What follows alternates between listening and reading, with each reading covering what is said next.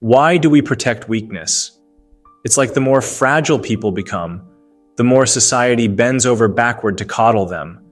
We treat weakness like a virtue, like something sacred that must be preserved at all costs. But Friedrich Nietzsche saw it differently. He said, "The weak and the botched shall perish, first principle of our charity, and one should help them to it." He believed that by preserving the broken, the passive, the self-pitying, we're poisoning the future of humanity. Brutal? Maybe. But let's not forget, this isn't about cruelty. It's about asking a question most people are too afraid to even whisper. What if weakness is a disease we keep mistaking for kindness? That's what I'll explore in this video, through the wild, mustache-mannered, ill-tempered lens of Friedrich Nietzsche. The way he exposed the hidden dangers of weakness in our society is something worth examining. Now keep in mind, your opinions might differ from his, and even from mine. I personally don't agree with everything Nietzsche had to offer. So take what resonates with you, and leave the rest behind. Anyway, let's begin by categorizing people to understand what weakness really means in Nietzsche's eyes, and most importantly, which category you fall into.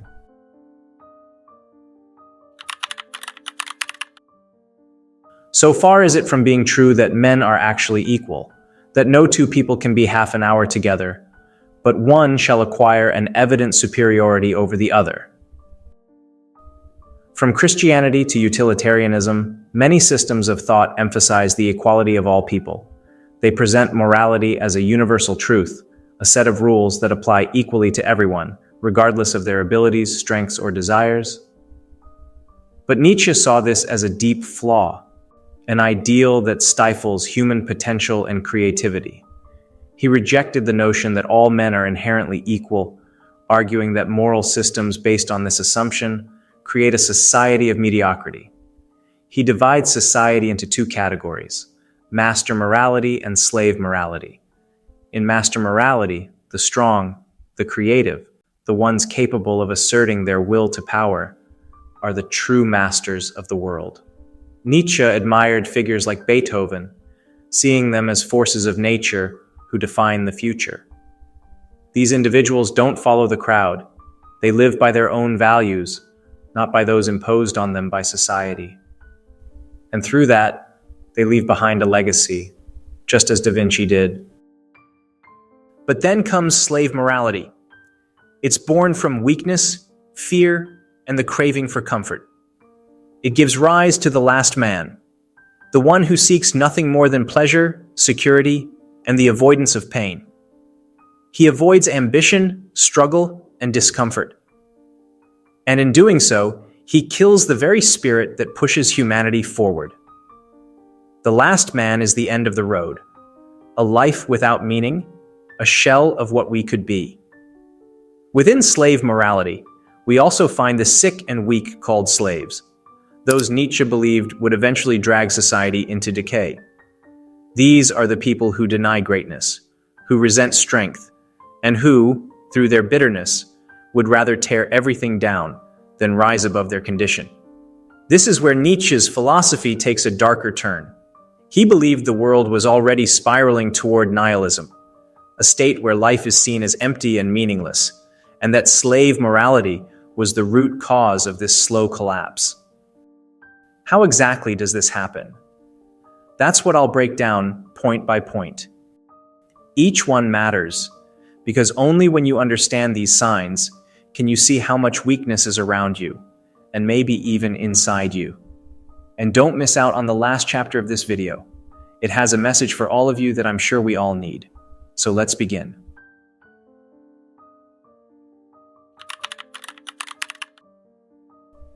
While the noble man lives in trust and openness with himself, the man of ressentiment is neither upright, nor naive, nor honest and straightforward with himself. His soul squints. His spirit loves hiding places, secret paths, and back doors. Everything covert entices him as his world, his security, his refreshment.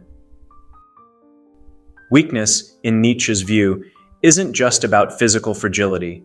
It's an impulsive, almost automatic behavior.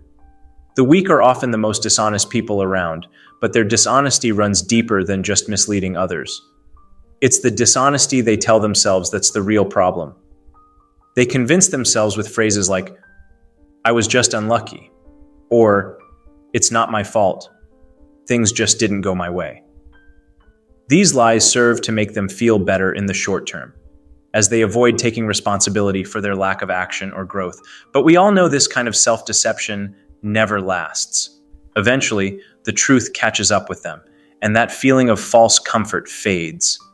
They're left with frustration, bitterness, and hate, not just toward the world, but often toward themselves. This self-deception leads to a cycle of dishonesty, and the longer they stay in it, the worse it gets. It is like Fyodor Dostoevsky's Underground Man, a character who embodied this kind of weakness. He constantly told himself that he was superior to everyone else, that he was more intelligent, that he didn't have to do the work others did. But deep down, it was just fear and laziness disguised as intellect. It's the same dishonesty many of us see in the world today. And it doesn't just stay internal. It starts to affect those around them. The weak begin lying to their loved ones, and this destroys relationships. They avoid challenges, avoid confrontation, avoid stepping up.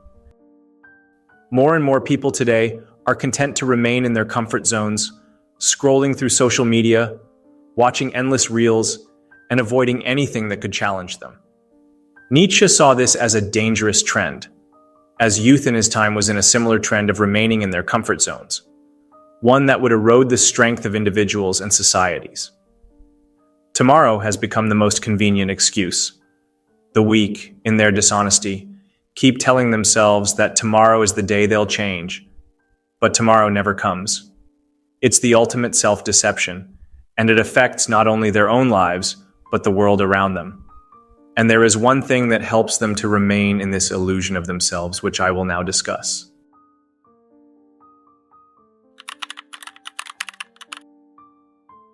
When some men fail to accomplish what they desire to be, they exclaim angrily, "May the whole world perish." This repulsive emotion is the pinnacle of envy, whose implication is, if I cannot have something, then no one shall have anything. No one is to be anything. Some emotions don't explode, they decay. They rot slowly in the soul. Ressentiment is one of them. Nietzsche didn't describe it as just a feeling. He saw it as a disease born in the weak, those who cannot face their own failure, who cannot overcome themselves, and so instead turn their gaze outward, full of blame, full of bitterness. It starts with weakness, not the innocent kind, but the kind that festers, the kind that resents effort, that shrinks from difficulty, and yet still hungers for power, recognition, beauty, love. And when it doesn't get what it wants, instead of accepting reality, instead of trying again, it turns that failure into a philosophy. This is how ressentiment is born. The weak don't just envy the strong, that would still require honesty. Instead, they begin to morally invert the world around them. What they once admired, strength, wealth, brilliance, courage, they now condemn. They don't rise to meet the challenge. They bring the challenge down to their level. And here's the core of it. They lack self-overcoming. That inner fire that says, I failed, but I will try again. They don't have that. They break too easily. They don't recover. Every rough patch in life becomes an identity. Every disappointment becomes someone else's fault. Every discomfort is unbearable. They can't lift themselves up, so they start pulling everything else down.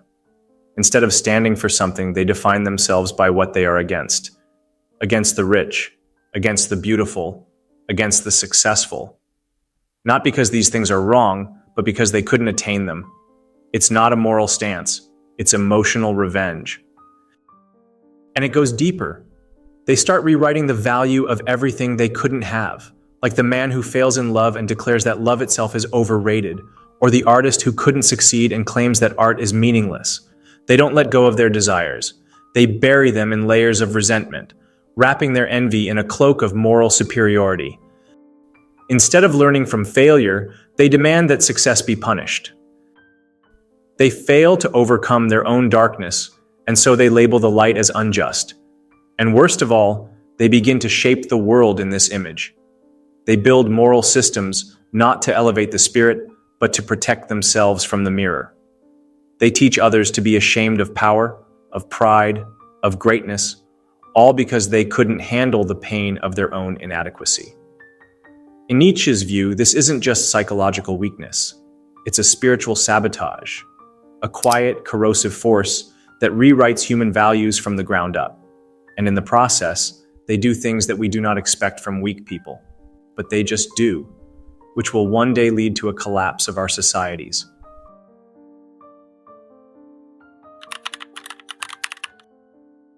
Pity might look innocent. It might sound like kindness, but Nietzsche saw something far more dangerous lurking behind it, a silent weapon. In his eyes, pity was not always a noble emotion.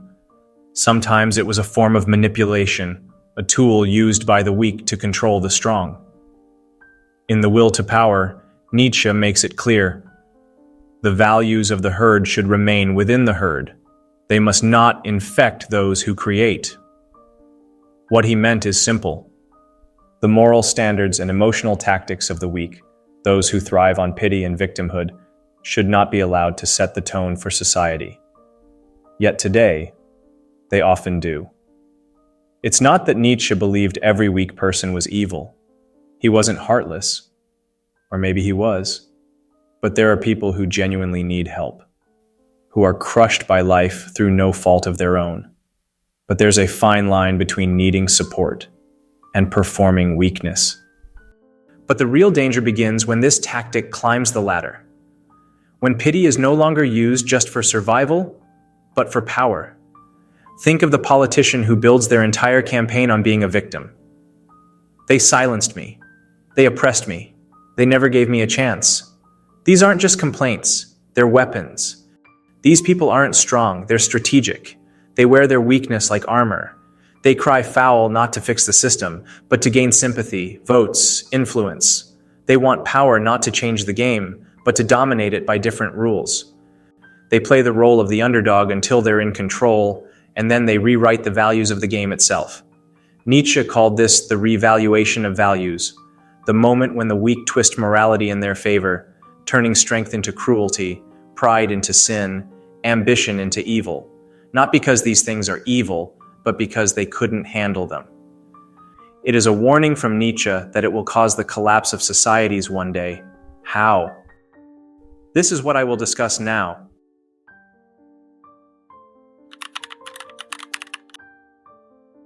Here precisely is what has become a fatality for Europe. Together with the fear of man, we have also lost our love of him, our reverence for him, our hopes for him, even the will to him.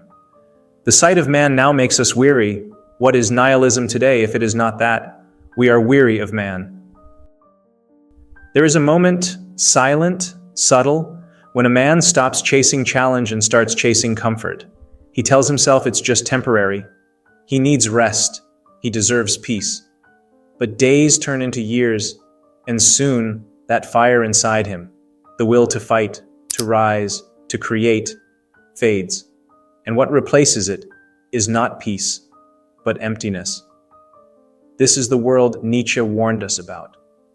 When people stop confronting difficulty, when they hand their struggles over to society, to institutions, to whatever keeps them safe, they lose something far more dangerous than time or ambition.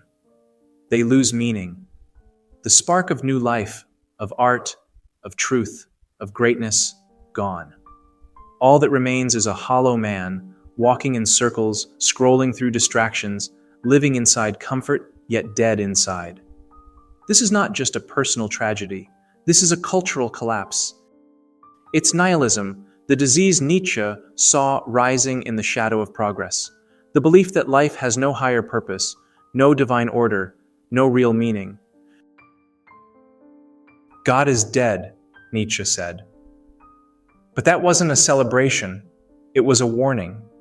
God is dead, and we are the murderers. Not with knives or bullets, but with forgetfulness, with apathy, with comfort. We killed God when we stopped believing in anything higher than ourselves. We killed God when we replaced him with algorithms, endless content, and cheap pleasure. And now we worship a new God, technology, but it gives us no soul, no purpose, no reason to be. We have traded destiny for dopamine. We used to climb mountains. Now we build apps to avoid walking. We used to seek truth. Now we seek approval from strangers we'll never meet. This, Nietzsche feared, would be the death of the West, not by war, but by surrender. Not to enemies, but to ourselves. We have become the last men, satisfied with comfort, incapable of greatness, allergic to suffering, and terrified of meaning. We celebrate mediocrity because excellence reminds us of what we've abandoned. And the worst part? We don't even mourn what we've lost. We laugh, we scroll, we sleep. But Nietzsche is still shouting through the abyss. Wake up. This isn't just philosophy. This is your life. This is our civilization.